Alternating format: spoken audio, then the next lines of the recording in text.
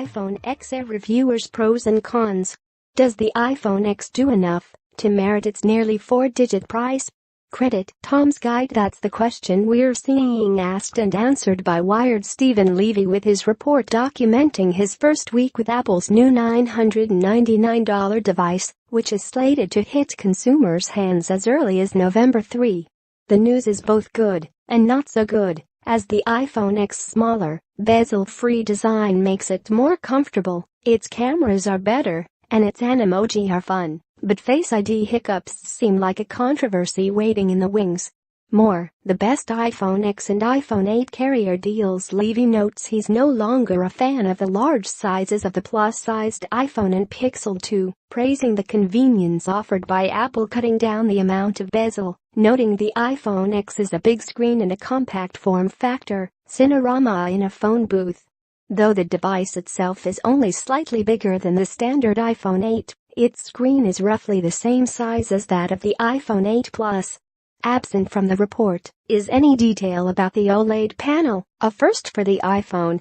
It's also worth noting that the Samsung Galaxy S8 and Note 8 have already pulled off the feat of whittled away bezels.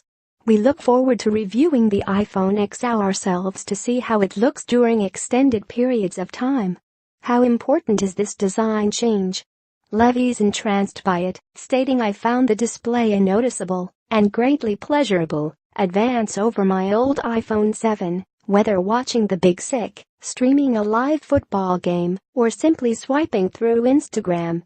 After noting that he's more of an amateur photographer than a pro, just like most of us, Levy reports that the photos he shot using the iPhone X telephoto lens look clearer than any images he shot on previous devices. And while he didn't lavish praise on the selfie camera's portrait mode, he did note that it works.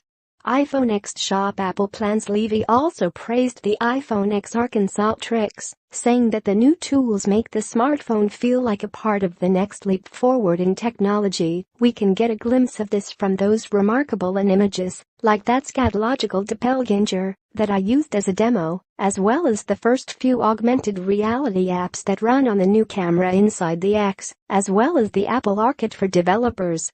He goes on to note that it's possible that the iPhone X will be remembered as kicking off a new wave of apps that take us a step closer to making technology truly invisible.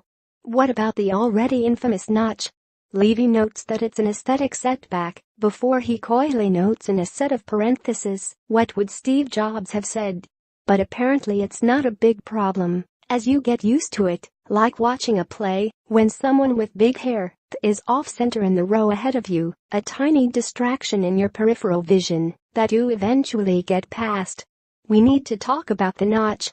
Credit Apple. Levy also explains that the new gestures, which come from the loss of the home button, are also neither pro nor con, stating the death of the button is one of those jarring deletions that Apple is famous for, and it requires some relearning. Before anyone can shout that the sky is falling, he tempers his statement by saying, "But that's not necessarily bad. Any upgrade which doesn't require new behavior is almost by definition not terribly dramatic." The switch from the Touch ID fingerprint sensor to Face ID facial recognition stirred similar reactions, but seemed to feature a greater difficulty curve. While Levy couldn't fool the iPhone with a photo of his own face, he also hit moments when it just didn't recognize him, leading Apple to tell him that he wasn't making what the iPhone X considers eye contact, which seems like the potentially biggest downfall. Get ready to make proper eye contact with the iPhone X. Credit Apple. Hilariously, Levy wound up training himself to use the phone by imitating De Niro's conversations with his mirror in Taxi Driver, i.e., "You talking to me?